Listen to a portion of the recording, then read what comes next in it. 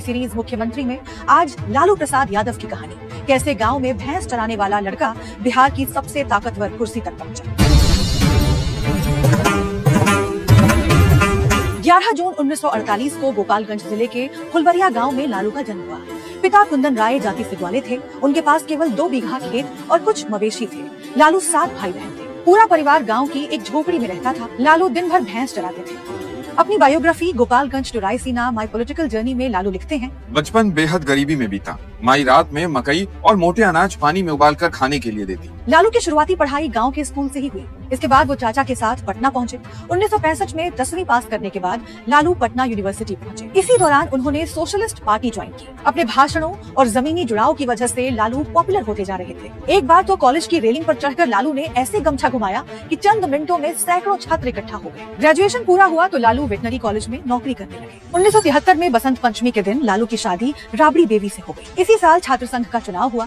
लालू ने नौकरी छोड़कर चुनाव लड़ा और जीतकर अध्यक्ष बने। 1974 में इंदिरा सरकार के खिलाफ जेपी आंदोलन शुरू हुआ तो लालू भी जुड़ गए। वे करीब 2 साल जेल में रहे। इमरजेंसी के बाद मार्च 1977 में लोकसभा चुनाव हुए। जनसंघ समेत कई विपक्षी पार्टियों ने मिलकर जनता पार्टी बनाई। बिहार के पूर्व सीएम कर्पूरी ठाकुर ने लालू को छपरा से टिकट दिलवाया। लालू चुनाव जीत गए और 29 साल की उम्र में पहली बार सांसद बने। इसके बाद 1980 और 1985 में सोनपुर से विधायक बने। तब तक जनता पार्टी में फूट पड़ने लगी थी।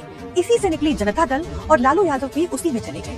फरवरी 1990 में जब बिहार चुनाव हुए तो जनता दल को 324 में से 122 सीटें मिली। बीजेपी के 39 विधायक, कुछ छोटी पार्टियों और निर्दलीय विधायकों ने जनता दल का समर्थन कर दिया। अब बारी थी मुख्यमंत्री चुनने की। पूर्व सीएम रामसुंदर दास खुद को दावेदार मान रहे थे।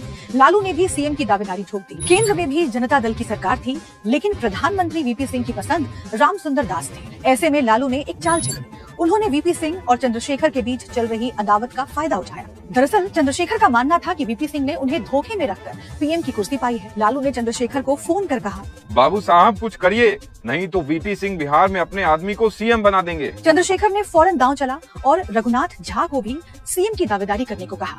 अब विधायक दल का चुनाव त्रिकोणीय हो गया, यानी वोट 3 जगहों पर बंटने वाला था। नतीजे आए तो लालू को सबसे ज्यादा 59 वोट मिले। इस तरह वे विधायक दल के नेता चुन लिए गए। लालू ने राजभवन के बजाय राजनीतिक रैलियों का गढ़ पटना के गांधी मैदान में शपथ लेने का ऐलान किया, वो भी जेपी की प्रतिमा के सामने। 10 मार्च 1990 को लालू ने बिहार के 20वें मुख्यमंत्री की शपथ ली। इससे जुड़ा एक दिलचस्प किस्सा है। जब मुख्यमंत्री बनने के बाद लालू माँ से मिलने पहुँचे, उन्होंने माँ से कहा, माई हम मुख्यमंत्री बन गई नी, ये का होला? हम हथुआ महाराज से भी बड़का आदमी बन गई नी। दरअसल हथुआ सारण जिले का राज परिवार है। वहीं जमीनी जुड़ाव लालू की खासियत रही।